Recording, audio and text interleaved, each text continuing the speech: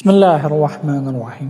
İctimai yerlərdə sükut və sakitliyə riayət etmək həm fərdi mədəniyyətin göstəricisidir, həm də cəmiyyətin rahatlığına xidmət edən vacib bir qaydadır. İnsanların toplu şəkildə istifadə etdiyi məkanlarda, avtobusda, metroda, xəstəxanada, kitabxanada və digər ümumi yerlərdə hər kəsin ehtiyacları, yorğunluğu və ya məşğuliyyəti fərqli olur. Ona görə də bu məkanlarda səs-küy yaratmamaq, başqalarının istirahətinə, düşüncəsinə və şəxsi məkanına hörmət etmək ictimai davranışın əsas prinsiplərindəndir. Sükut qaydasına riayət etmək ilk növbədə öz davranışımıza diqqət yetirməklə başlayır. Telefonla yüksək danışmamaq, videolara səsli baxmamaq, uşaq və gənclərin səs-küy yaratmasının qarşısını almaq bu mədəniyyətin əsas tərkib hissələrindəndir.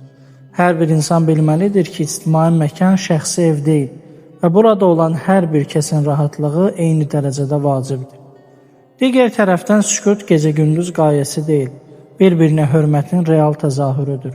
Xəstəxana kimi yerlərdə sakitlik xəstələrin sağalması üçün zəruridir. Kitabxanalarda isə insanların diqqətinin yayınmaması üçün, avtobus və metroda sakitlik isə həm təhlükəsizliyi, həm də ictimai nəqliyyatdan səmərəli istifadənin təmin edilməsini dəstəkləyir. Sonda qeyd etmək olar ki, ictimai yerlərdə sükutu qorumaq sadəcə qaydaya əməl etmək deyil, ətrafımızdakı insanlara göstərdiyimiz hörmətin ifadəsidir. Cəmiyyətin rahat və daha nizamlı olması üçün hər bir fərdin kiçik diqqəti böyük dəyişiklik yaradır.